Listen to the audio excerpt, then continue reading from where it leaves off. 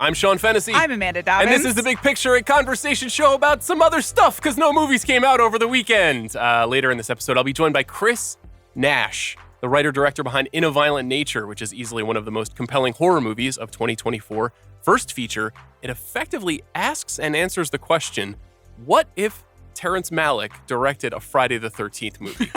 What do you think would happen, Amanda? Great shit? Let me tell you. Yeah, things that you and someone else who may or may not appear on this podcast are excited about. We may or may not good. have a That's special good. guest chat for 10 minutes, maybe, about In a Violent Nature, explain to you what else is going on in the film. But I hope people will stick around for my conversation with Chris Nash. Very exciting filmmaker, very cool guy, great conversation. But first, we all know the movie business is not doing very well. And we've been saying for weeks now, when will they fix this? Months now, when will they fix this? Years now, when will they fix this? So we've decided to take it upon ourselves to fix it. We've decided to launch a pair of movie studios. Your first movie studio, your first big venture. Baby's first studio. Yeah. Yeah.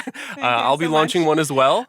So we're already, like, the we is already doing a lot of work here. Mm-hmm. And I have a lot of questions about this exercise as we go through it. Okay. And what you intend by it, and also what your, intentions are. Mm-hmm. I intend to reveal the soul, which is what I think we do on every episode of this show. So I'm very excited about that.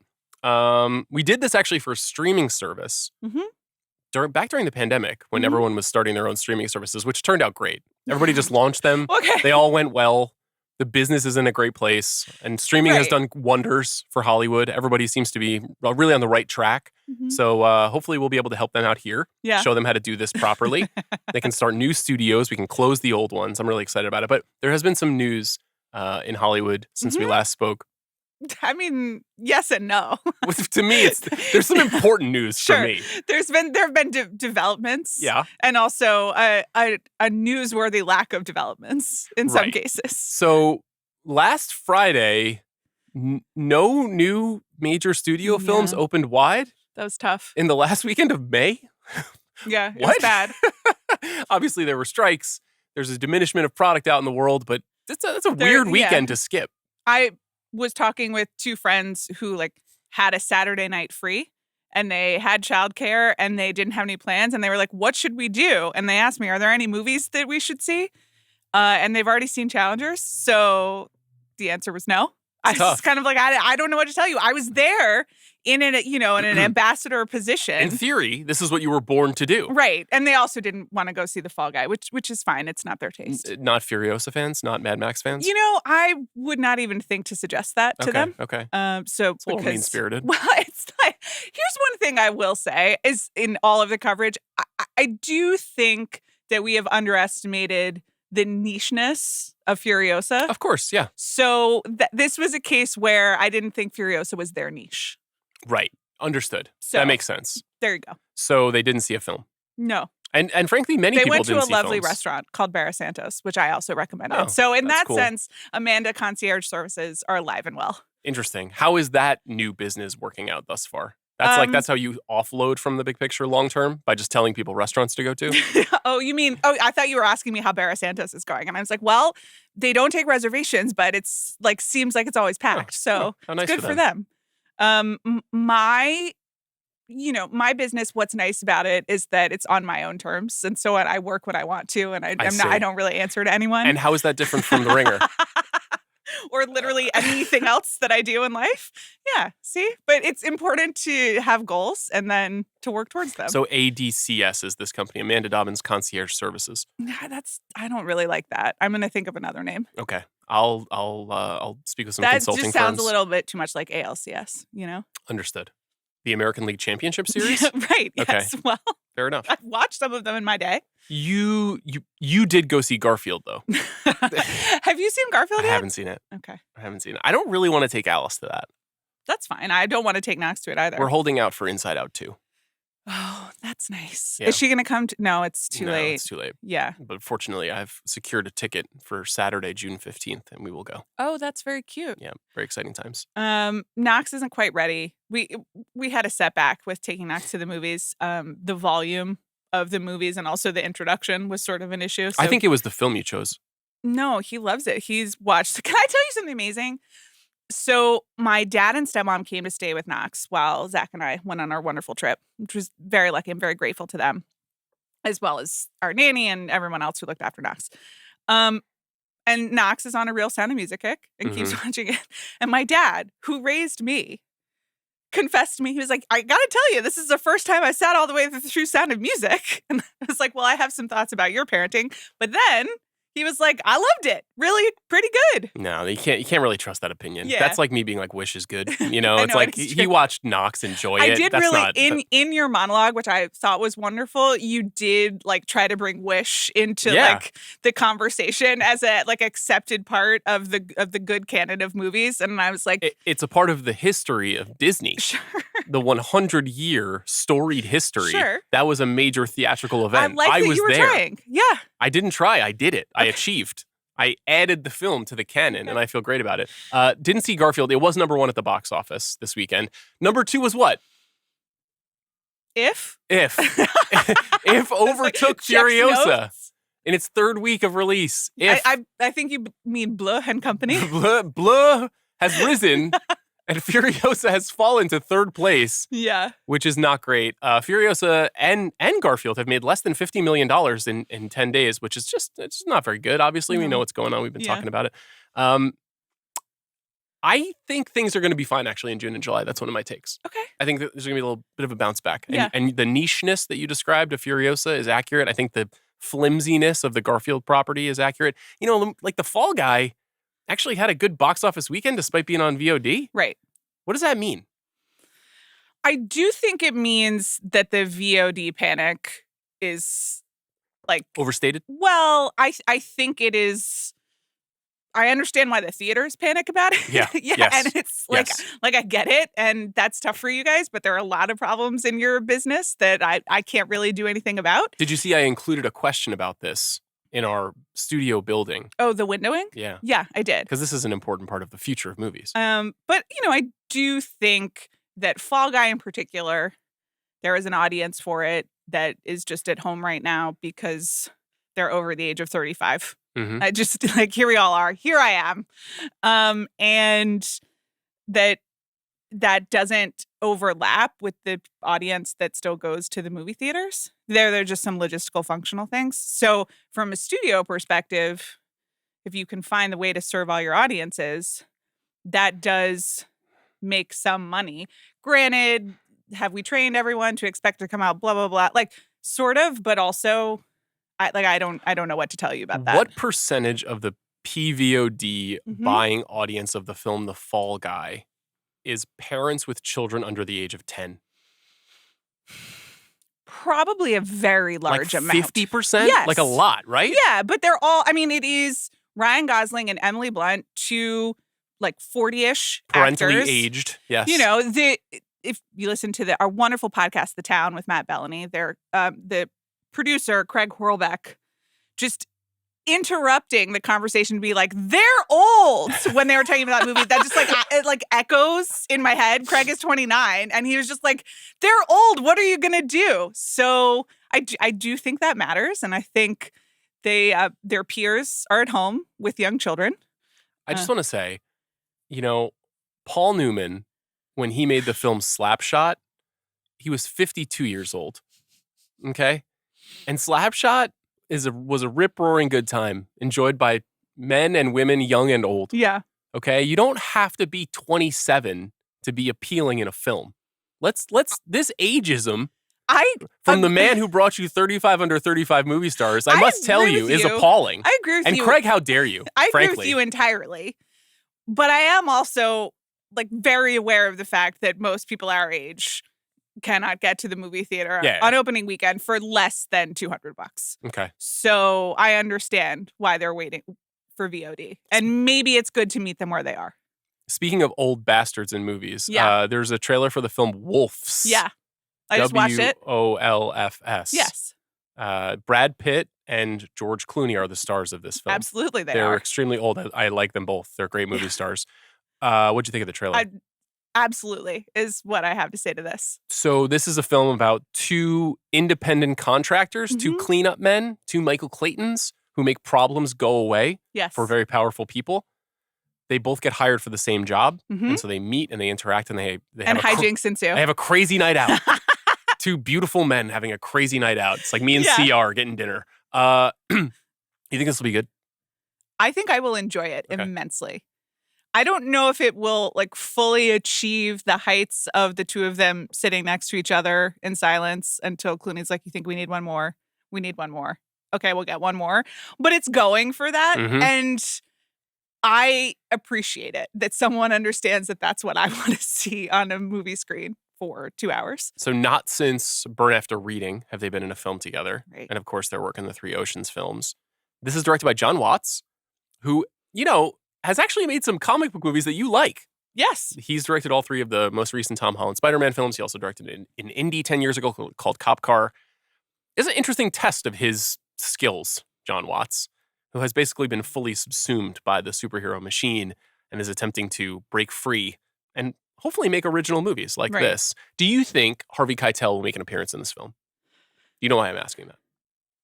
Why are you asking that? Because it's, a wolf Sure. is Winston Wolfe, the fixer in Pulp Fiction. Okay. That's clearly one of the inspirations for this character. So do you think there will be a sly cameo from Winston Wolfe or Keitel? I have no idea. Okay. Thanks for not playing along. Really great. I was like, what do you mean? What a pleasure to do this with you. And I not, already did the Oceans references. That's where my mind goes when you watch we this, haven't even gotten know? to the Venom trailer Yeah, yet. no, I need it's you to fine, just it's buck fine. up. Do you think Harvey Keitel will be in this? I hope so. Okay. I love the man. I That's love good. his work. So I like all respect to Harvey Keitel. George Clooney and Brad Pitt together is enough for me. Will Matt Damon show up in this for 5 minutes? King of the cameo? It would be great if he came in as Linus. I would enjoy that. Okay. I think Linus is some of his best work. This movie comes out September 20th, Mhm. which, not typically the best release date. Doesn't indicate a lot of strength in a title. But what date indicates a lot of strength? Well, it's a anymore? fair point. It's a very fair point. No dates. Yeah. Oh, the day the Beekeeper came out, whatever day that was, January 14th, I think. That was a good day. Yeah. Otherwise, yeah, hard to say. What do we got coming up? Oh, we got Bad Boys 4. Mhm. You're into that? I'm going to see it for the purposes of this podcast. Did you know Will Smith slapped a man on stage at the Oscars? You know what? I was watching. It was, and not just Yeah. a man, Chris Rock. I remember that. That And was- Chris Rock has been dining out on it ever since. What a moment. Yeah. What a moment. Wouldn't you? I don't know whether I would, actually. You'd pretend it never happened? I might try. I might just like emoji shrug and let it go, you know? Is that a fact? I find that hard to believe. I mean, and let Will Smith, bear out the consequences of it by himself. Your Smith bias is showing. Which, no. I mean, everything that has happened to Will Smith since the slap Mhm. is like maybe worse than it's not. You can't I think he's slap fine. one on stage. I think he's fine. No, but that speech was absolutely awful. Then the video of just being like, I have to get in touch with my own trauma, and then whatever the hell he's doing, that is not what I want from Will Smith. That is really, really tough. And that to me is embarrassing. So if Chris Rock could just be like, I'm Chris Rock, I'm fine. I have to say, I do have some empathy for Will Smith because the monologue about the box office that I recorded last week was me getting in touch with my own trauma. So I can understand where he's coming from. And I hope It's Bad Boys 4 And is then good. whatever Jada's doing, which is, Haven't and been whatever keeping they're up with doing that. together, it's a lot, And I really just want him to be doing Men in Black again, as he did that at a recent festival. Remember, Oh, he came out, performed the and song. he did the Just Yeah. Walk with Me. Yeah. That's really all I need. Okay. But he hasn't been doing that. No, he's reuniting with Martin Lawrence. We'll talk about that film, not this week, but next week after it comes out. Venom, The Last Dance. Mhm. I don't know what to say other than I can't fucking wait. I just cannot believe I got not one, not two, not three, not four, but 5 individual text messages from friends that just read Venom trailer dropped. Are you okay? And I gotta say, I'm just very excited. I'm really proud of Tom Hardy. I'm looking forward to Kelly Marcel's directorial debut. It just looks like a beautiful conclusion to the Venom trilogy. I watched the trailer on my computer with you sitting next to me, not watching the trailer and just providing your own sort of your commentary. Yeah, mirth. Which was just you giggling and being like, Venom! And that... Venom! I mean, it's great. That I will pay money to see in a movie theater. That was really good. I appreciated your enthusiasm. The trailer itself did not mean very much to me. Hope that plane's okay. I didn't know that Chiwetel Ejiofor and Juno Temple are in this film. Continuing the long history of talented actors like Riz Ahmed and Michelle Williams appearing in Venom films. Sure. We're eating today. Okay. The Venom heads are biting heads off all across the land this morning. We're very excited. It's going to be a great day. Solo pod? No, I'll see it. Okay. I guess. Is it coming out on like the special October weekend? I think it's actually the third week of October, not the first. Historically, remember the Greatest Day in movie history, A Star is Born, and Venom. I do remember that. October 5th, 2019, one of the greatest days of our lives. Was it 2019? No. 2018. Okay. Yeah, 2018. Yeah. It was great. It can be great again. What will be the Star is Born doubleheader on that day? Let's take a quick look before we get into our studio building. So this year, Venom: The Last Dance is releasing on October 25th. Okay. It's kind of getting in the Halloween zone. It really is. Well, there's something frightening about Venom. He is, after all, an alien symbiote. You know? Yeah. He touches what lurks in our soul. Okay. He captures something deep and mysterious about the human experience. Yes. Would you agree? Yes, based on what you've told me. It doesn't appear to be any other wide release films that weekend, I think because they're fucking scared of Venom. Okay, or because they don't have any movies. Venom has got their number. Eddie Brock is going to dominate. When are all the horror movies coming out? Earlier? Well, Smile 2 is October 18th. Okay. What happened in Smile 1? Did they smile? I'll tell you what, there was trauma. There was some trauma, and it needed to be resolved. And they resolved it. Smile, I was mixed on it. It was a huge hit. Okay. It was one of the biggest hits of that year. Great. We also have Terrifier 3 on October 11th, which I'm looking forward to. And, of course, Joker Folie à Deux. Oh, of course. On October 4th. Yeah. So, should be a really fun month of normal movies.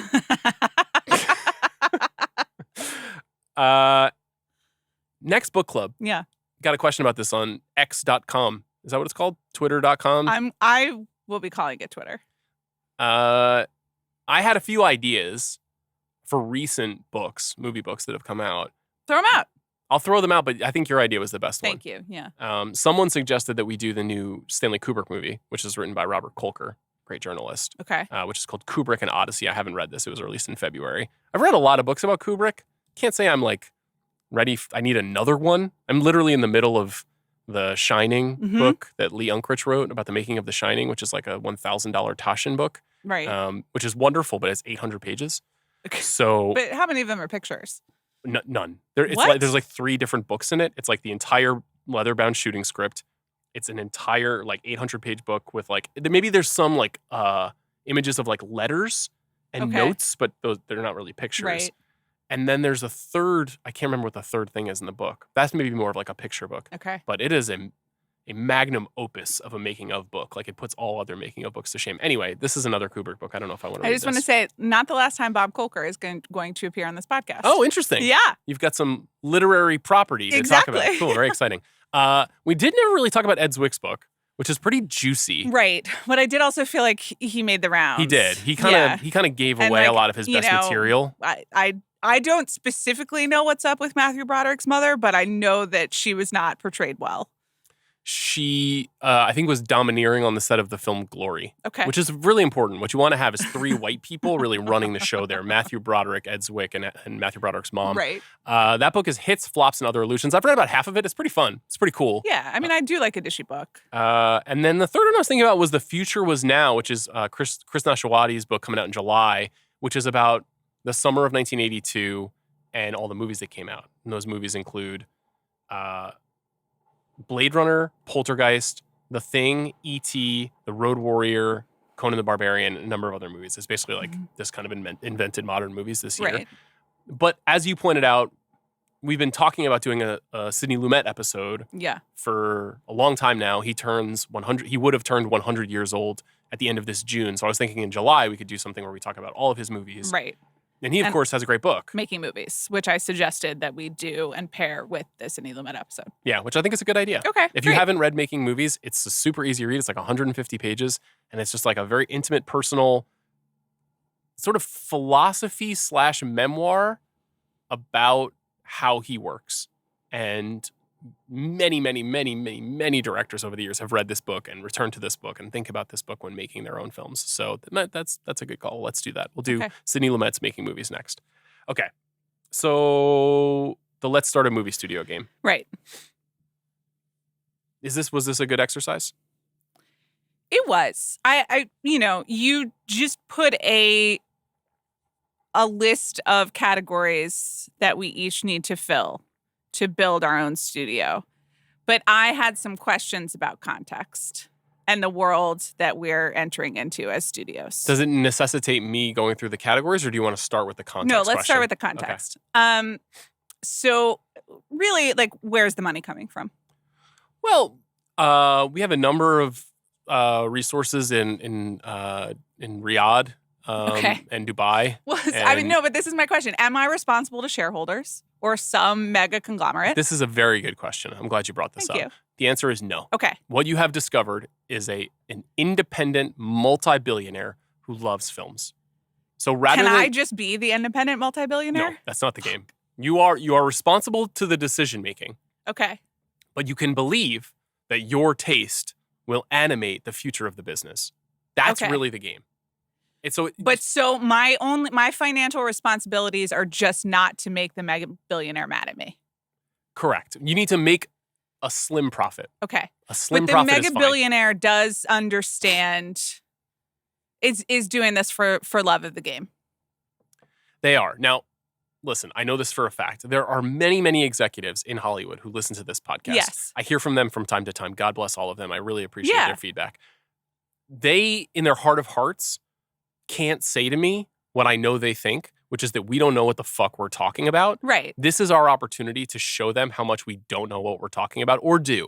Because a lot of times you get access to this money, a new big production company starts, it goes on for 3 years, one movie loses $380 million, and the billionaire is like, whoa. Well, that's why I'm asking. Yeah. Like, so, because also many of those executives, God bless them, are beholden to a shareholder report.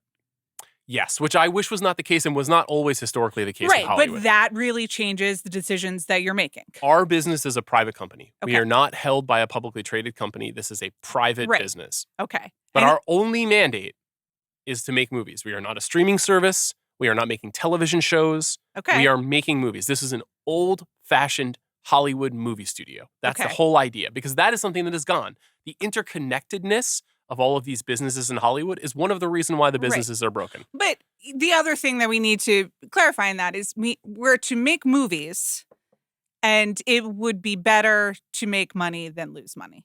Absolutely. But we don't have to be making margins of $400 billion, which is the other part of being beholden to shareholders, or a source of funding, which is there primarily for investment. This is investing in a love of movies.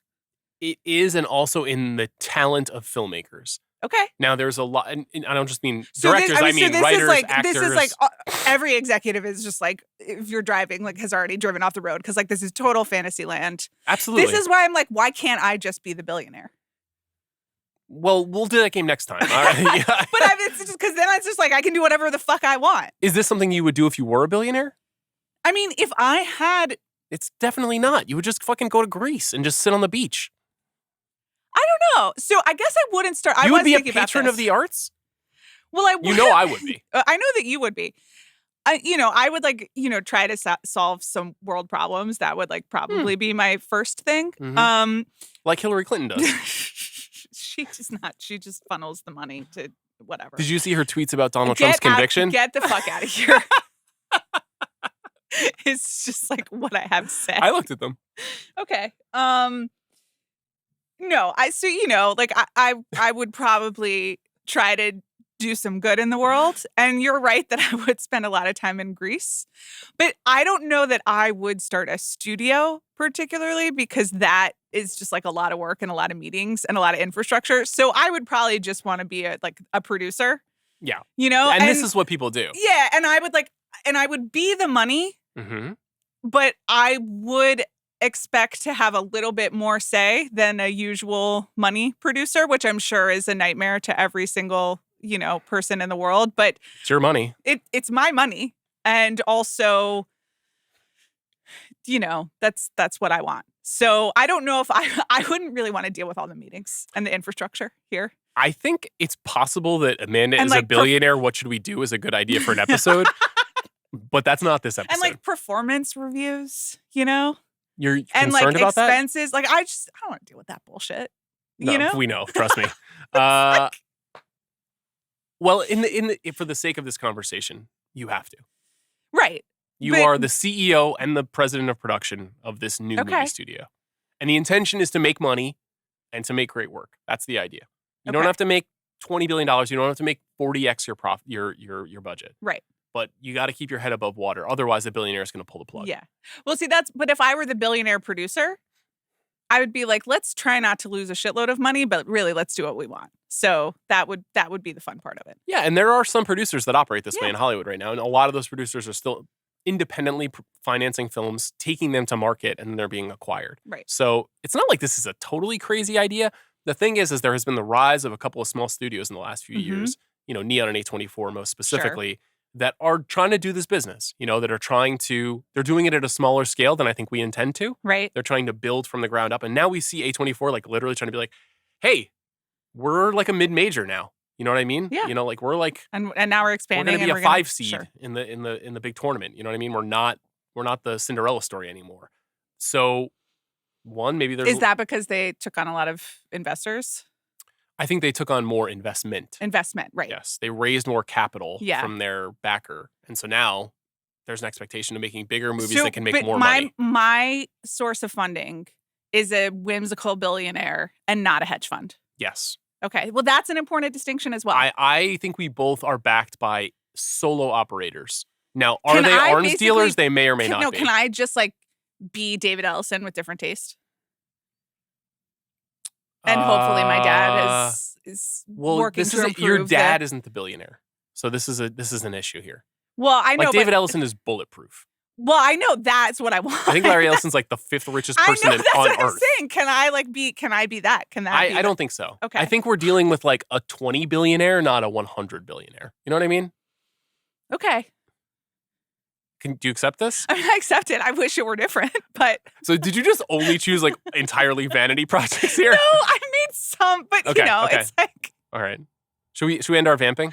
Sure. That's not vamping. Okay. That's essential to the business, okay? Okay. You want me to be a studio head, I got to know where the money's coming from and what the expectations are. If someone called you and they were like, $20 million a year, you're a studio head, would you be like, where's this money coming from? Or would you be like, absolutely. $20 million a year, I'm in. Of course I would ask where the money is coming from. Really? Yes. Sign the contract, get paid. I don't know. I really hate meetings. I really hate decks. You would turn down $20 million because of meetings. But think about all of the bullshit that you have to say. If you are a studio head, $20 million at God bless them. Well, not even Paramount right now, but at Universal. I'm sure Brian Robbins goes to a lot of meetings.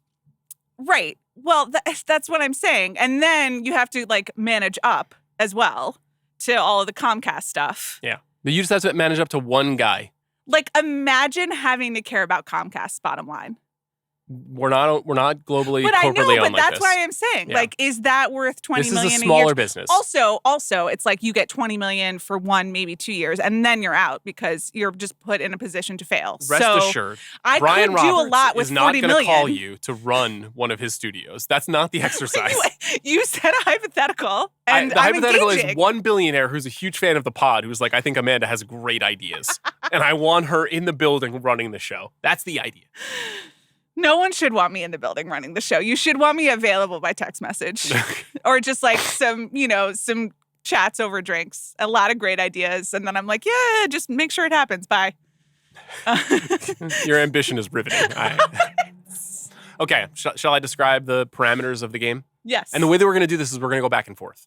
So you're going to do one and then I'm going to do one. And you can choose from any category that you want, but we can't overlap. Oh, you didn't tell me that. I know. But doesn't that make it fun? Yeah, I don't think there will be that much, but I agree. My intention is that we're not going to be in it, but there might be one or two where we have to improvise. Okay, so there's 11 things that we need to start our studio. Here's the list of the things that we need. 1, we need 3 filmmakers under contract to make films for us. We see in the last 5 or 6 years, a lot of studios have been kind of racing to grab filmmakers. There's this big race to get Quentin Tarantino to make a film after the fall of the Weinstein Company. We saw Christopher Nolan leaving Warner Brothers. You know, we see Denis Villeneuve. Like, what's he going to do next? Is he going to stick with Warner Brothers? These are all very critical things going on in movies right now. Daniel signed up with Universal for their next movie. That was a big bidding war. So 3 filmmakers. Naturally, we need movie stars.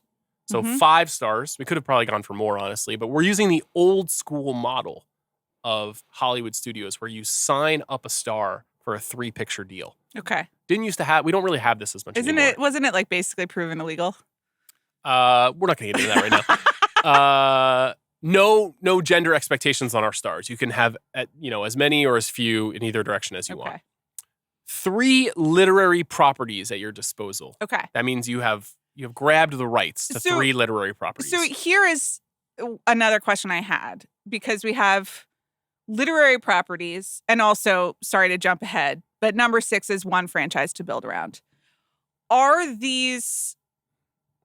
we picking from like existing, I'm not going to take Lord of the Rings, the but franchise is an existing franchise. Oh, okay. So the literary properties are unadapted or things that have been adapted but that you would reimagine. Okay. The franchise is an existing movie franchise that you will be shelling out for the rights to. Because, of course, these things do come up. Yes. You know, like if a certain period of time has passed for some studios, their right to own that property lapses, and then you have to re-up. So 3 literary properties, 2 in-house screenwriters. Okay. Two folks who are at your beck and call to write something at any time of day. Okay. A wild card creative. This could be a director, an actor, a producer, a DP, anybody. Just one more person from that batch. You mentioned the 1 franchise to build around. 1 classic film for your library and to iterate upon if you so choose. Yeah, this feels evil, but yes. Well, I know. We talk about it on the rewatchables all the time. It's been done well many times and has also been a disaster. Yeah. But yeah. This is finally your chance to do the all-black cast of The Sound of Music. Okay. 4 more things. Your first film as CEO and head of production of your movie studio. A location for your studio lot. Right. Could be anywhere in the world. Okay. Number 10, a windowing strategy for home release. Of course, we were just discussing this. And number 11, a name for your studio. Yeah. I feel like I've done some good work here. I like my work. Okay. Who should go first? Do you have a coin? I don't. But I'm happy to open. Bobby, do you have a coin? And Corey, do you got a coin? Corey? Ooh, Corey. Corey reaching for his coin purse. I have a coin, actually, if you don't. I have a euro. I don't want to mess with that foreign money. I want American I don't currency. have a coin, but I do have the very convoluted Scrabble tile Top Gun hat at somewhere next to me. But I don't have a coin because I don't know if we want to Corey, sully will you the Top throw me Gun my hat wallet? with this experience. And I do have. This is live podcasting. Yeah. This is why we've gone to video. It's for incredible moments like this. It's the bright pink thing. Thank you so much. Don't trip. What service? Thank you so much. Wow. Everyone say hi to Corey. Hi, Corey. Don't cut it out, Corey. Okay. I've got €1, €2, or 50 cents. Let's do €2. Okay. Why not go big? All right. So on one side it says €2, and that is, I don't know whether that's the King of Spain or the Prime Minister. Sorry, Spain. It says España, and there's a picture of a man. So that can be heads. Okay. Heads or tails? Tails. Because I don't know who heads is. Tails. Tails. Okay. You have the first pick. I will go first. I need my euro back. This is good money. You know? When do you think you'll next be in Europe? When you're fired from your film studio? I can next year. Oh, wow. Wow. Are you kidding me?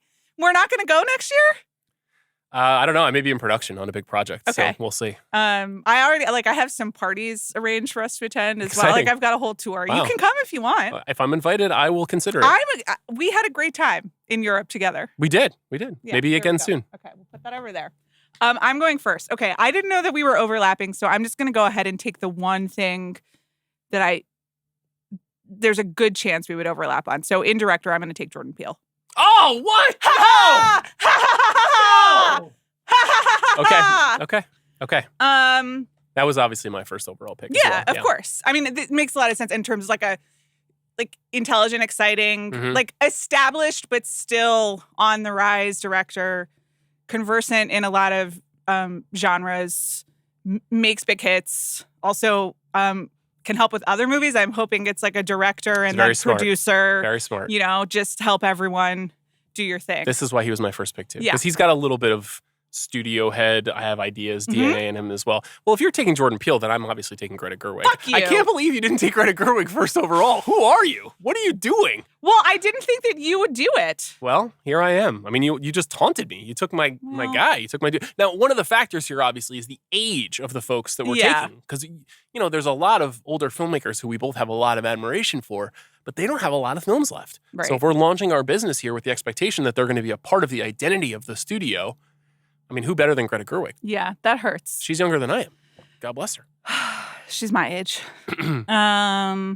Okay, well now I gotta recalibrate You gotta pivot. a little bit here. You can go into any category here. Yeah, relax. I understand that.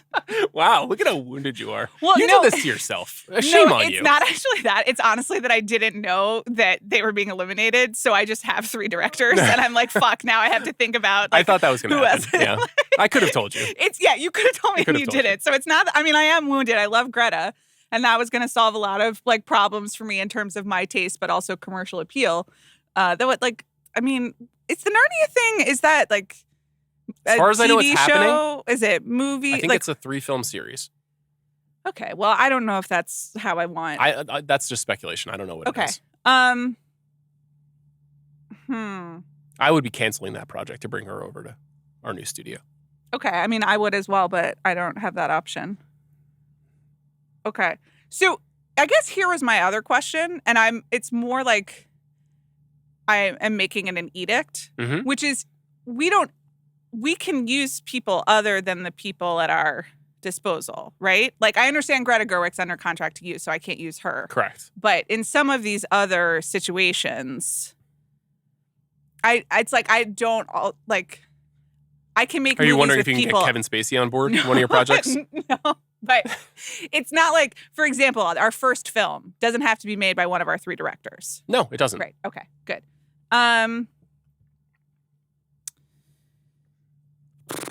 Okay. I guess if we're just, going for the jugular, in Wildcard Creative, I'll take Christopher McQuarrie with a no submarines clause. That's funny. I told you also. I was just like, Okay. this underwater thing is a bad idea. Okay. And in general, submarine, like we have a lot of technologies. The mess is the mastery when it comes to Mission Impossible. That's why he's in Wildcard Creative, Okay. because maybe he's writing a script here and So there. you don't want him as a know? screenwriter. You want him as somebody who can come in and do anything. I want him floating. Okay. Yeah, maybe he can make a movie for me. Maybe he can, Intriguing. punch up some other scripts. Like maybe, Tom's doing something. I like that And pick. thank you so much. Okay. I think this is fairly obvious but necessary, which is that I'll be taking Timothée Chalamet as my first movie star. Oh, interesting. Okay. Um, Not on my list, but that's great. not on your list. No, I went elsewhere. Not on your list. Well, I made a list of 5 people. I mean, Timothée Chalamet is great. I thought that he was wonderful in Wonka, a film that has made hundreds of millions of dollars He worldwide. gave it his best effort. Obviously, Wonka stinks, but he's 28 years old. Yeah, I have some other young He's people. a proven box office draw. I got some other people. He's now led multiple great films. And wait until I reunite him with Greta Gerwig. okay. Imagine the magic they will make together on the grandest stage. It's very beautiful every in single Barbie time. 2. Yeah. Okay. What do you got next? Okay. So,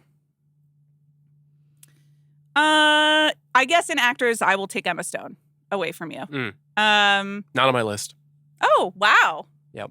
That is just a betrayal. She's just gotten a little too artsy, She's Emma not worried about the box office Emily anymore. Stone. Well, under the 3-picture deal, I can nudge her any way that I'd like. And then I'll also let her produce whatever the hell she wants for me. I'm very, very excited to speak with you about Kinds of Kindness. I do need to see that. I mean, listen, I love Jesse Plemons. I'm excited that he and Kiki both have won Cannes Awards. Mhm.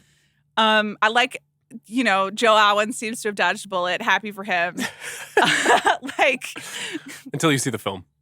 Did we catch you up on that? Like the Tortured I don't Poets care. was actually. Honestly, I hope all those people just go away. I just hope they go away. I don't think that they are going to I know anytime they're not, soon. but I just don't care. But he managed to mostly escape it. It You seems like you did tell me that. Okay. Yeah. Which is good. He's a very good actor. I just short stories. That's just. What if I told you they were R.I.P. Alice thematically Munro, correlated? okay, but if you're not Alice Munro, why don't you see it through to the end? What about Edgar Allan Poe? Yeah, what's the one with the heart, the thumb? The Telltale Heart? Yeah, that was a big deal in 8th grade. Are you? We're moving on. I can't with you. Sorry, who'd you take? Emma Stone. Emma Stone. She's marvelous. Emily Stone. Yeah, she's marvelous. She's fantastic. I'm a huge fan of hers. I think I'm gonna go. Boy, you really threw me for a loop with that Macquarie. I didn't even have him on my list, but I liked how you were thinking about it. Much. That was Thank really you. good drafting. Thank you. I'm just gonna take Ryan Coogler. Okay. This was one where I knew you would do it, and so I didn't actually put it on my list because I made this in a spirit of generosity. Yeah. Well, what we need to do is obviously Ryan Coogler has extricated himself from the MCU, which I think is great news. Yeah. Again, another thing where just water, just really, in some ways that was the most vibrant and interesting part of that movie, but plot wise, it was kind of shoved in, and it just. Yeah, I wasn't. There crazy lies about danger. it. We've not mastered the ocean yet. I haven't lost any faith in him though, and the fact that he has decided to make a period vampire movie for another studio, I think is fucking amazing. Obviously, Michael B. Jordan comes with him, so we don't have to sign Michael B. Jordan, but we're getting Michael B. Jordan on our slate. Yeah, because he works on every single one of his movies, which is very exciting. Love MBJ. And Coogler, okay, so Coogler, the one time I met him, I did an event with him, and he was super nice. And he was like, I know you. You're the guy from the Rewatchables. Incredible moment in my life. And he was like, I just listened to the Godfather episode. And I was like, wow, everything is going really great for me right now. And then he was like, I need to make my own Godfather. Now, he wasn't saying he was going to make the Godfather. Right. But he was thinking in those terms. He had just finished, he was on the awards circuit for Black Panther at that time. And I can see an epic story that he wants to tell with some original power that could be the defining piece of our partnership at this studio. So Coogler is a very important piece of this puzzle to me. So Ryan Coogler is my second of 3 filmmakers. I think that's beautiful. Okay. I don't know that we have that much desperate overlap at this point. Mm-hmm. Although I might have to start Googling actors at this point. Because again, I just, I did You had a short 3 list. and 5. Yeah. And I just kind of went with my heart. Yeah. But so I'm just going to go with the things that came on my list. Number 2 is Luca Guadagnino. He has 45 projects in development, and I will make sure that each one of those gets across the finish line. Okay. Also think about all of the hot young white men that I get in the bargain without having to. It's a very good point. Can I a personal anecdote in Paris? Matthias Schoenaerts was checking out of our hotel at the same time that I was, Huge and fan. Me too. He looks good. Listen, it's not everyone needs the Luca camera to make them look amazing, as I learned from Matthias Schoenaerts in the hotel lobby, but it helps. So he's 46, so only 20 more years until you find him truly desirable. Matthias Schoenaerts? Yeah. Old guys. You're really into old guys. Yeah, but I'm also into Jacob Elordi and every single other person who has starred in a Luca Guadagnino movie. That is very true.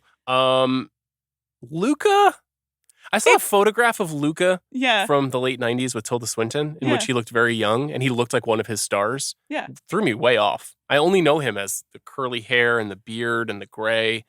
He was once upon a time a dashing young Italian man. Yeah, he understands. He's vibing. Just do whatever you want, His next film, Queer. Yes. 3 hours, debuting at Venice. Which was written by Justin Kuritzkis. Yeah, great. Adapted from the William S. Burroughs novel. Hotly tabbed to feature the leading Best Actor candidate, Daniel Craig. I mean, sometimes, be the change you want to see in the world. Mm-hmm. That's what I want to see. Okay. That Luca is a really bad choice.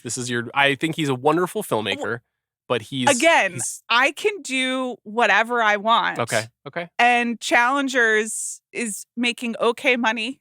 It is. People are renting it. I checked in with some friends this morning. They rented it on VOD. They watched it twice. Challengers right now has earned $86,825,000. $86,825,000. I'm losing my mind. Listen, it's my studio. I have Jordan Peele making the really big budget stuff. Also, Luca's making a movie with Julia Roberts and Andrew Garfield. Okay. He's doing 45 other things. Maybe we'll get the Bret Easton Ellis stuff back. Okay. Let's get weird. Okay. Tilda, let's get Tilda in the mix. Timothy, your guy. Timothy is working with me, yeah, so but he won't be joining you. Maybe we'll do a loner. What am I getting back? Maybe you get some Jordan Peele time. Okay, well, we'll talk. Okay, I have a pick. For my next pick, I'm just taking Tom Cruise. I don't fucking care. Okay. One, I'm breaking up McHugh and Cruise. Maybe I will give you what I have is more valuable. So McQuarrie. McQuarrie is nothing to me. If you want to make Tom Cruise work, that's simply not the case. Sometimes you need McQuarrie. The entire point here is that we need to break McQuarrie them. For Timothy Chalamet. That'll be lovely. You're gonna have to throw some more in there, I think. We're talking about Tom Cruise, so it's gonna take some time for you to figure this out.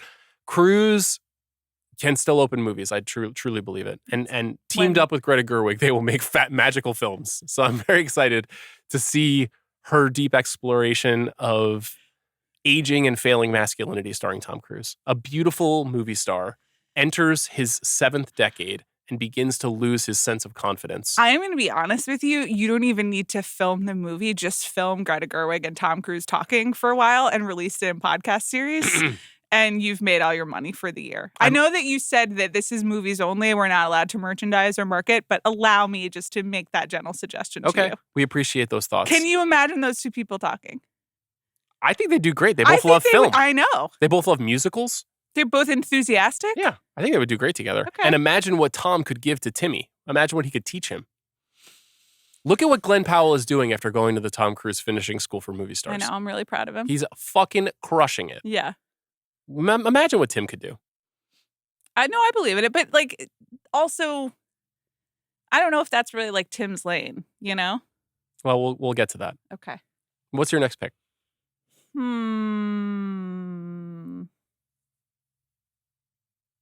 I'll take Glenn. Glenn's on my list. Oh, interesting. Glenn Powell. Okay. You took Tom Cruise. I'll take. I've got the two next, white men right now. I'll take the next Tom Cruise. The next white man, which is Glenn Powell. So Glenn obviously gave us a shout out. Yeah, Glenn, we love you. Glenn, open invitation, draft. You can pick the terms. What do you think you would want to draft? Sports movies? Sure. But let's not narrow him in. Would Glenn like to do the rom-com draft? Yeah, I believe Merchant in him. Ivory films. What if Glenn has seen A Room with a View and you haven't? It's entirely possible. 2 people on my flight back were watching A Room with a View. 2 dorks. Yeah. Okay. Glenn Powell is great pick. We'll talk about Hitman later this week on the pod. Can't wait to talk about that. For my next pick, I've got a wild card creative idea. Okay. Bill Hader. Oh, I like it. Bill Hader has obviously finished production on Barry and has been angling to make a movie for a long time. He's writing a movie right now. Spent some time with Bill talking about the show Barry. And I feel like if things break right, we have a very important American director and also somebody who knows how to run a show, be a producer, write, and can star in stuff. So I think this is a great pick. If we're looking Swiss Army knife, I thought Bill would be fun. Okay, you're up. Iowa Dibbery. Was on my list. Yeah.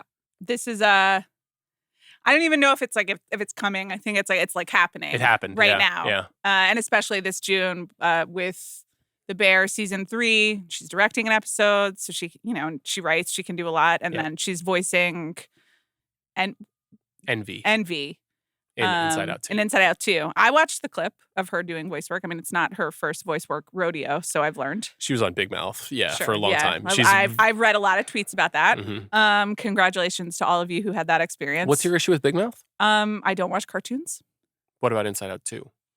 Well, I have a job, so interesting. Okay. I liked Inside Out, and I cried a lot at Bing Bong. Was it because it was female centered? Is Bing Bong the original imaginary friend that we've made billions of dollars off of?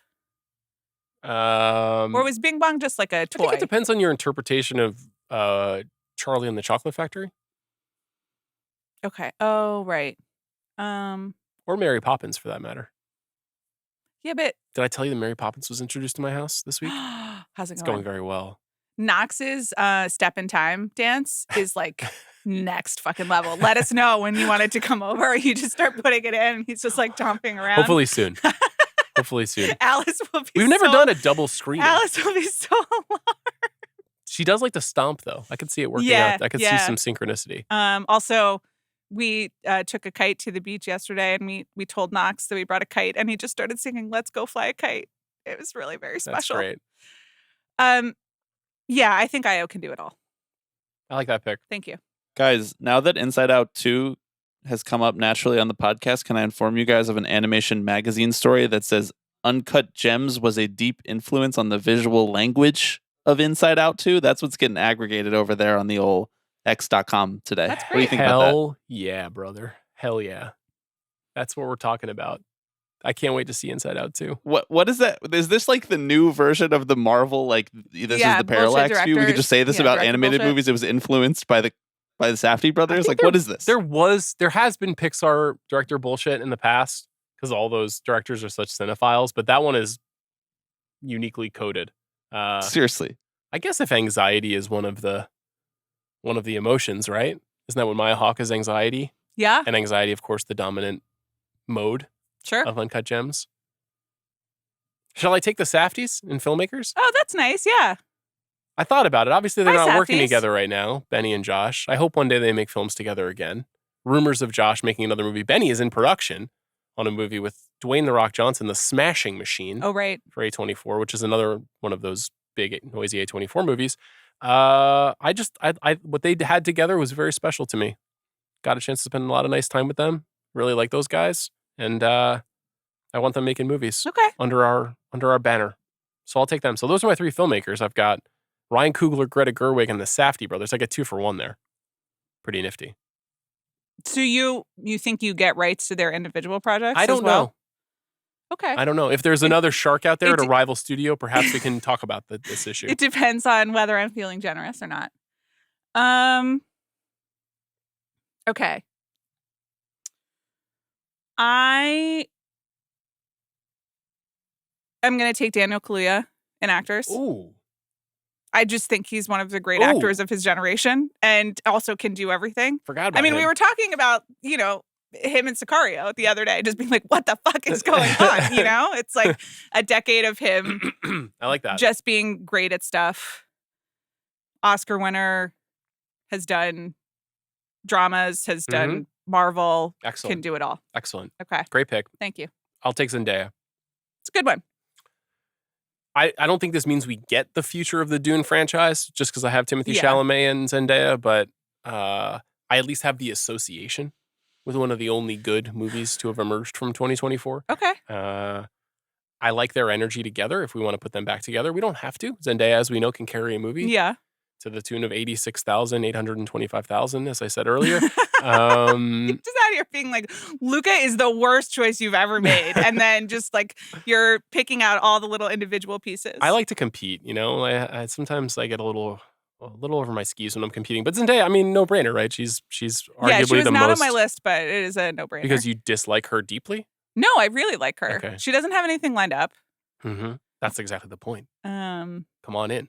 Okay. The water's warm. But at my you're gonna studio. have to deal with what's that guy's name who just spends forever writing Euphoria? Donald Trump. Okay, what's next? I'm gonna do an in-house screenwriter, Mm-hmm. Scott Frank. Yeah. Yeah, because he can write his own stuff and then he'll fix everything else. One of the great screenwriters and one of the most legendary script actors in Hollywood. I really enjoyed Monsieur Spade. It was okay. But like that again, that's what I want to see on the screen. I don't know what that ending was really about, and I thought it was fun when he showed up on the watch. Just be like, here's, I thought it would work. He seems like a great guy. I've liked a lot of his movies. Yeah, I liked, but see, whatever. I like Monsieur Spade. I like his vibe. Yeah. It's good to have, a He's 5-tool 64. player. I mean, how many more scripts you getting out of my guy, Scott Frank? I mean, Coppola is whatever, 80-something. 84, yeah. Ridley, Yeah. 80-something. George Miller, 80.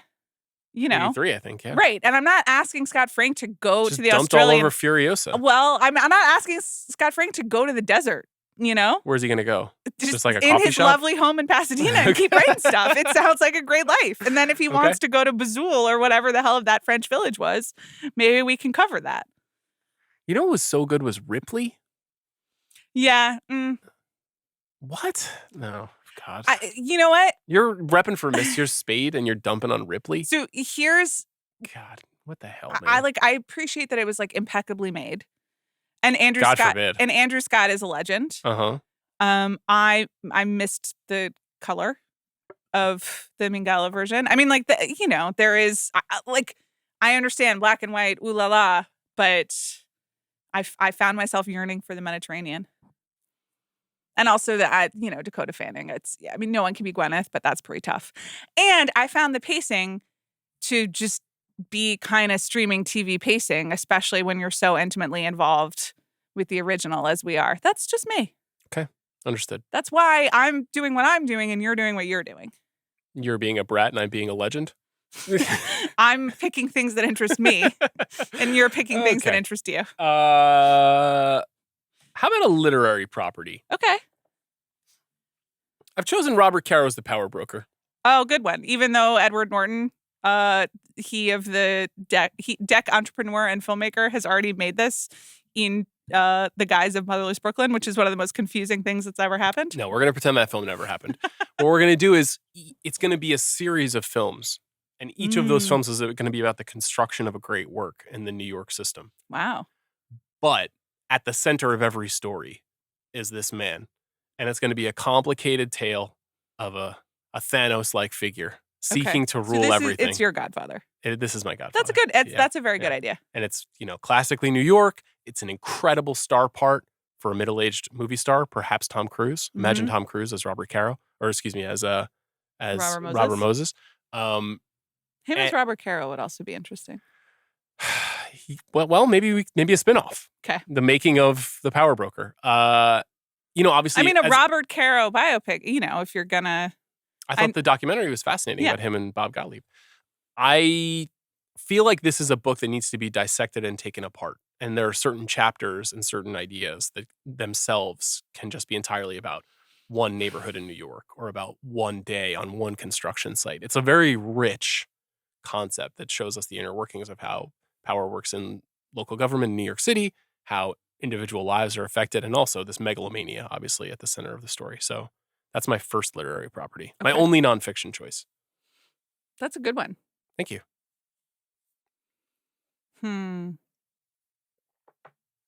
I'm trying to decide whether I should do actors. I don't think we're gonna. Again, what's good for narrative stakes right now? What should I do? Do a literary property. Okay. Since I did one, this is your bailiwick. I'm gonna do my most obvious one, which is I will just take the Crazy Rich Asians franchise from Warner Brothers and redo the first one and do all of them and maybe do the extended. How many books are there? There are 3 in that, and then Kevin Kwan has just started then writing kind of one-off.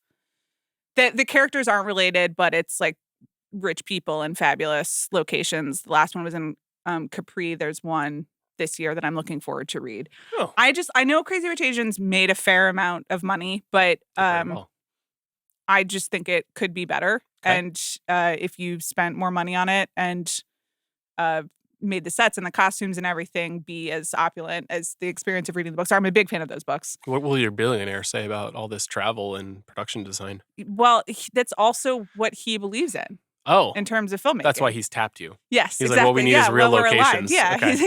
He enjoys the work of Luca Guadagnino. So it's all working out for us. That's going to be great for his bank account.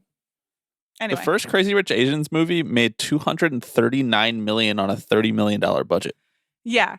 But You're off to a strong start. Sure, but I might redo it with even 60 million. You know, we don't have to go crazy, but like maybe the mansion that is like the major focal point doesn't have to be full CGI. Just a thought, just an idea.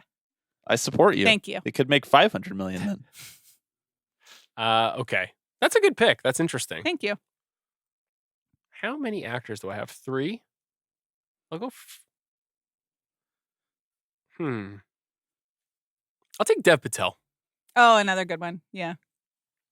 I feel like we just saw a little glimmer of what it could be. Yeah. And with my roster of filmmakers, with my screenwriters to come, I feel like he can carry a movie on his shoulders, which is really the thing that I'm looking for here. I'm not looking for character actors. Okay. I'm looking for stars. Okay.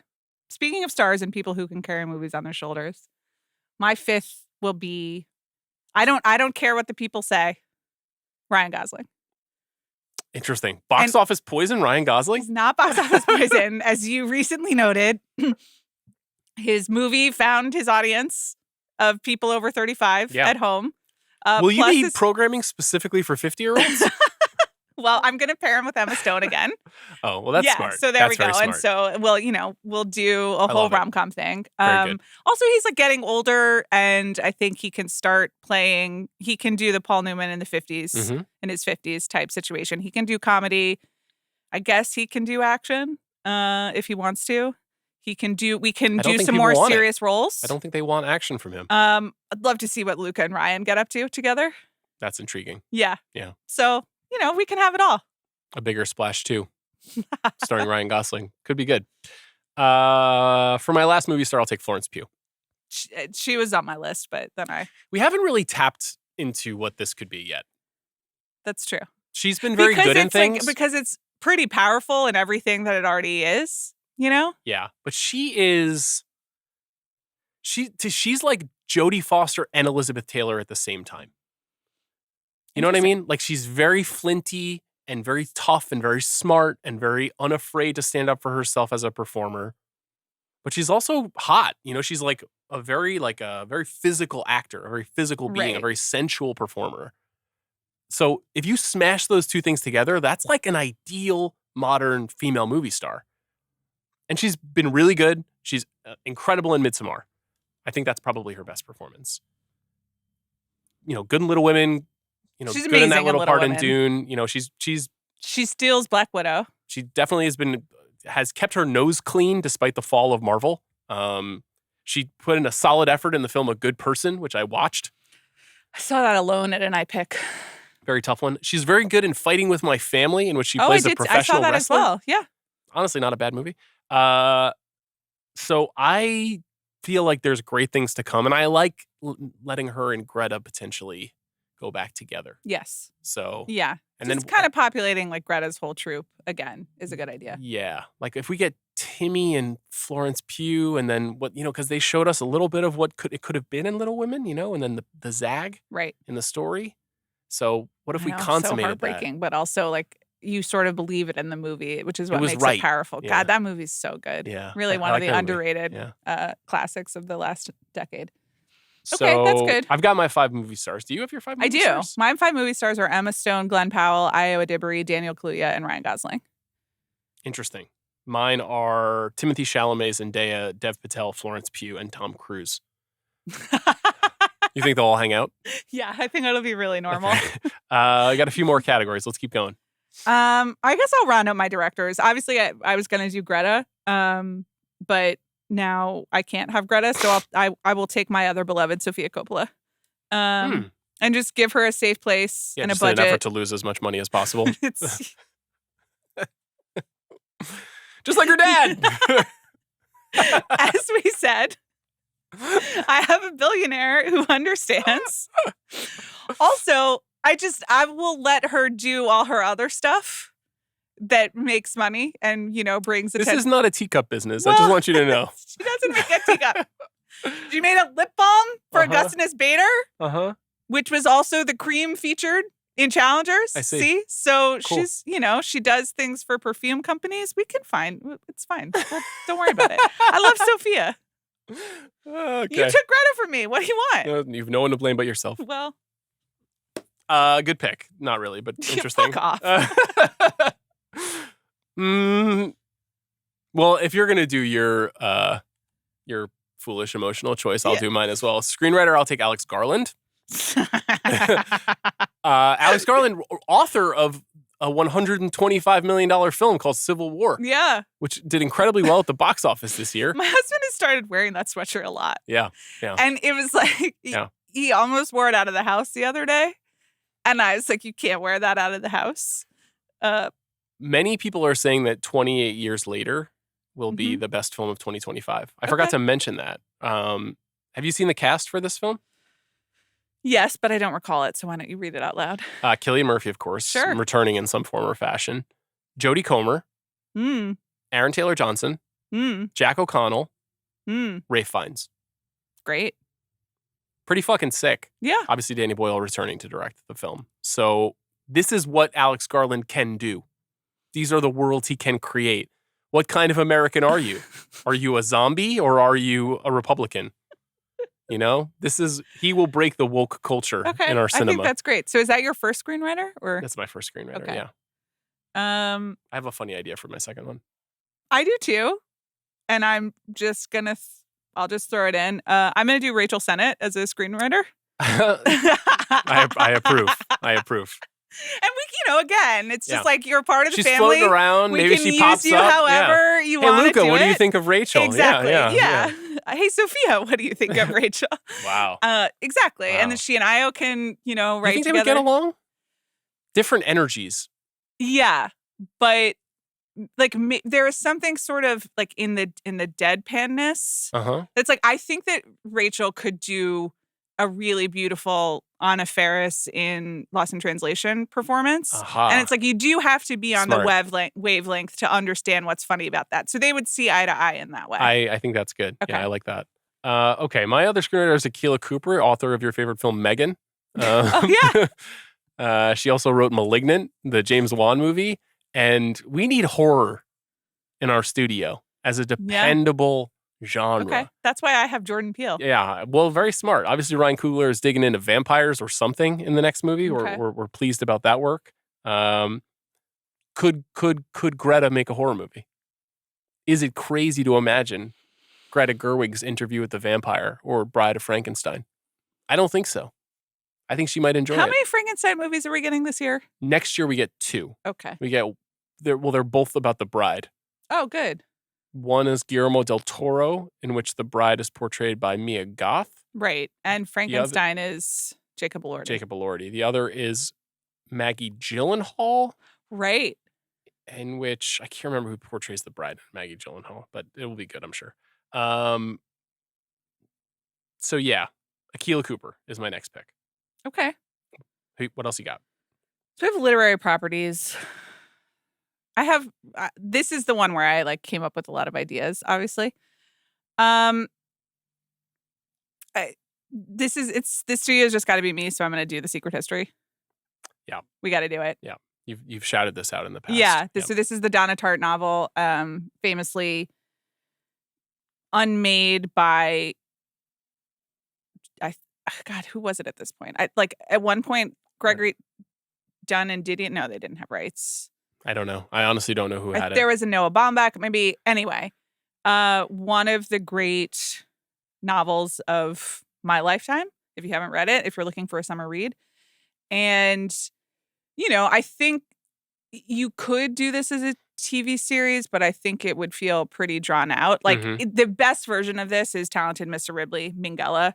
For our generation. So let's make it happen. I like it. Thank you. I've got a literary property here. Okay. And we can go through, we're almost done here, so we can do our final picks without having to go back and forth. Yeah. But I picked Dan Simmons' Hyperion Cantos. Are you familiar with this? No. I wonder if your husband has read these. This is a very famous fantasy sci-fi series that many people have tried to make in the past. Most recently, Bradley Cooper. It's a series of films. It's kind of like intergalactic, semi-Arthurian story that very closely resembles in its construction Chaucer. And each book is like structured around those stories. Also, the Decameron, I think, is also like a big influence on it. It is. I mean, as with all the great works. Yeah. You know? Yeah. You know, what is The Godfather if not King Lear? You know, like these are. What galaxies come into play? I think this all invented worlds, as Oh. far as I know. Cool. But they used Canterbury Tales as like the framework. Okay. And I feel like if you're going to start a movie studio, you need something like this. You need something, and this is a critically acclaimed book series. This is not like junk off the shelf. This is like a prize-winning Yeah, no, that's cool. book series. When were you forced to read Canterbury Tales? 10th grade English, Yeah, I want same. to say. That was a hard sit. Gonna be real. I I understand canonically and structurally. don't the understand. So you importance. didn't like Canterbury Tales, but you were like, I need to major in classics? Yeah. They gave it to me when I was like 15. And I Mhm. think this was also the teacher who was like, we're gonna read Beowulf in the Old English, you know?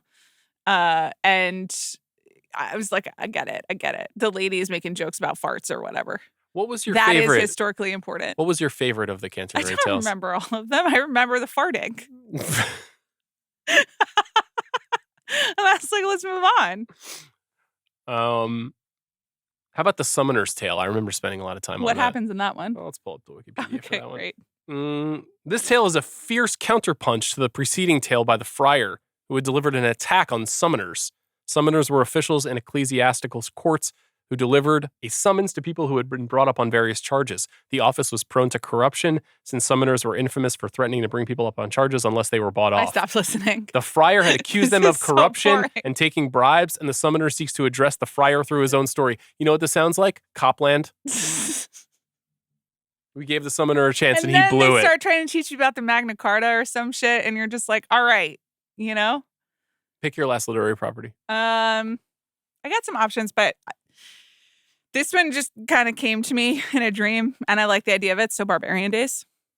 Yeah, I thought about this. Is it enough of a narrative arc? Well, but the thing is that you can put narrative arc into This it. is if you William want. Finnegan's memoir of growing up in Hawaii and becoming a surfer. And traveling the world surfing. And there's also like an amazing thing about this book because William Finnegan is like an incredibly accomplished and varied journalist, like outside of this Pulitzer Prize winning book, which is so wonderful. You have a dude in your life and you're looking for a gift. Barbarian Days, It's a like great book. Highly A+. recommend. But I also loved it. But the allusions in the book where he's like, and then I was in South America for 10 years, like, investigating weird. whatever government, etc. There is like so much. Furiosa levels of 15 years later. And so, I don't know whether you center it on that one character or you use it as a jumping off point for like all like to just do like on the road, but surfers. But also obviously just the majesty of surfing on screen would certainly be worthwhile. I like that pick. Thank you. It's a very, very good book. My last book is going to be, my last literary property will just be a dream I would like to see fulfilled, which is an adaptation of Ottessa Moshfegh's My Year of Rest and Relaxation, which was reportedly been circled by Yorgos Lanthimos for a long time. I think that is an incredible fit with that book. He has not made it. It does not sound like he's going to make it anytime soon. I need someone to make it. Okay. Is it Greta? Probably not, but maybe. It could be. It would be, but it's not very pop. Yeah. But it's not very bright. Exactly. It's very downbeat. Very withdrawn. Yes. Yeah. Literally. It's not the openness that we expect from Greta Gerwig's films. Nevertheless, I would just want to see this book adapted. Can I just share the one thing that I didn't pick but like needs to be adapted, which is Bob Kolker's Bad Art Friend, the kidney lady piece. Do you remember that? Really good idea. We didn't do any articles. This was probably the happiest that I was in 2021 when this came out.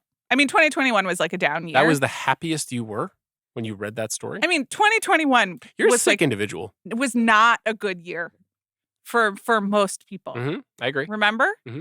So I guess that was Alice was born that year, right? She was, yeah. So that's good. It's a good year for me. Yeah, that was good. I guess I was like also really pregnant at this point when this came out. So like new levels of misery, pregnant plus COVID. But then this piece about these two ladies just absolutely not behaving properly. And then there being text messages in the court documents. One of the great reveals of recent journalism. I loved it. Shout out Bob Kolker. Read this piece. Someone please turn this into a movie. That's a very interesting suggestion. I think Thank you you. have one more screenwriter to choose. No, I have Scott Frank and Rachel Sennett. Oh, Rachel Sennett, excuse me. Okay, so franchise. Let's do these in order now. Okay. I go. Your turn. I'm taking the Oceans back. Aha. Let's keep doing it. Just keep making Oceans movies. But with new people. Oceans 9?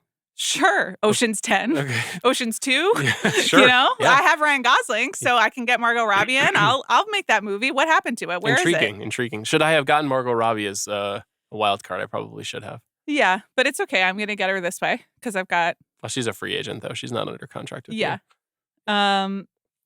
They can start stealing all sorts of stuff. Okay. I'm into it.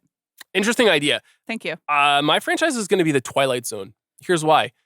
Several seasons of episodes with ideas that are rich enough to support a film.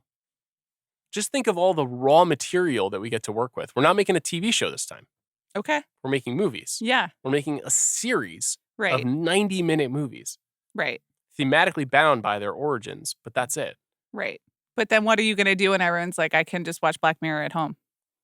No, these are films with Okay. film production All right. and expectation I and believe- ideas that stoke the creative imagination That's and let really us exciting. explore what's inside of ourselves and others. Okay. I love The Twilight Zone. Okay, one classic film for your library. I thought this was kind of tricky because it does feel a little evil. Not evil, but it's like then you're suddenly, doing the history of like Moneypenny for a James Bond movie on MGM Plus, and you're just like, wow, I hate my life. It can Yes. feel like watered down and gross Yes. pretty quickly. Yes. But I think there's enough in Chinatown. Interesting. Um, You just want to really get to the bottom of Noah Cross. Well, water rights and the forming of California. Yeah. I mean, listen, Yeah. your boy David Fincher also really loves it. So there's The future, Mr. Gitz. Yeah. The Sure. future. Obviously, also the Faye Dunaway character has some issues. Yeah. What's going on? How do things shake Other out for her? crimes that Jake has had to deal with over Yeah. time. You get the old school LA setting, etc. Where are you at on the Two Jakes? What do you mean? That's the second film. That's the Jack Nicholson directed sequel. I have not from the seen it. 80s. Yeah. Okay. It's not very good. Right. I mean, this is the risk with this is that most of them like aren't very good, but you got to try. Also, I feel like Scott Frank could have some fun with some of it. That's a good point. Thank you. That's a good pairing.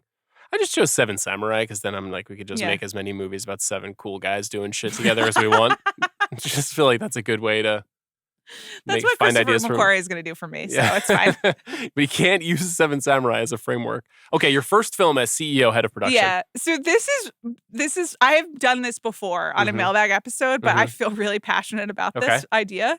And more passionate It about can't it. be given- the Agatha Christie thing that no, they no, actually no, made a movie it's not. out of. Okay. No, but that was a bad movie. Okay. And my Joanna Hogg and Carey Mulligan call me and we'll talk it out. Definitely. After hearing this, they're definitely going to call you. You know what? I think I'm supporting artists Uh-huh. and budgets. Yeah. So Yeah.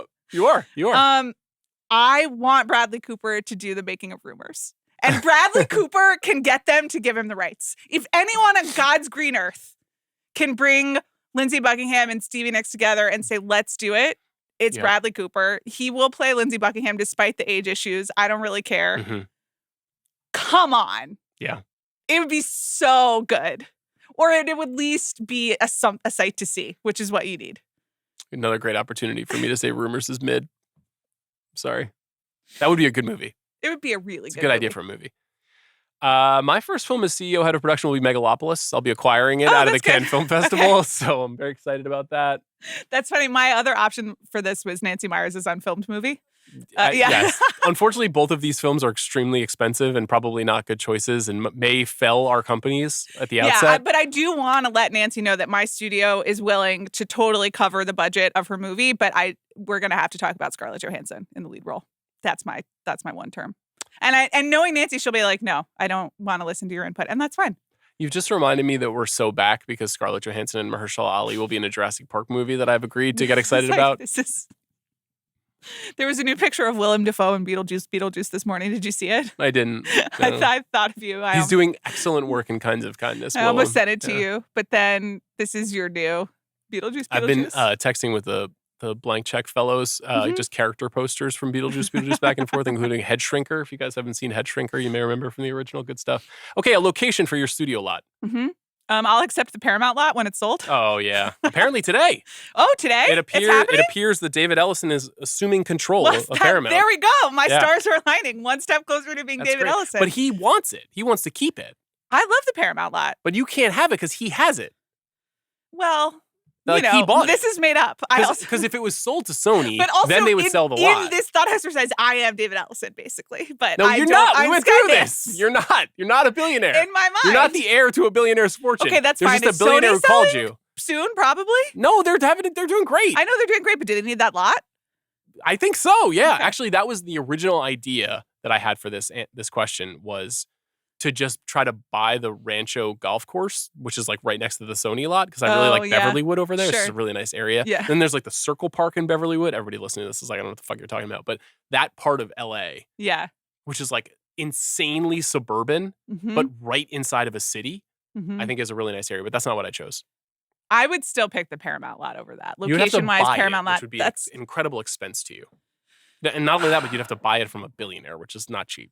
Well, I made this decision before it was sold to David Ellison. So okay, I also have to buy something. Okay, and I don't know how cheap it's going to be because, frankly, the city of Los Angeles needs money. But I'll be buying the Barnsdale Art Park and the Hollyhock House, and we'll be operating entirely out of that in the sort of Hollywood Silver Lake area. That's cool. Because that park, you can walk to Home State. I certainly can. So, why not put a Home State in our studio? Knox will happily be an intern for you. Please come through. Summer.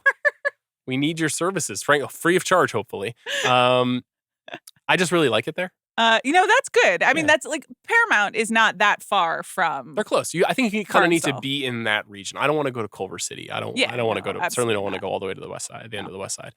Windowing strategy for home release. Very simple question. How much time should go by before your film is made available at home?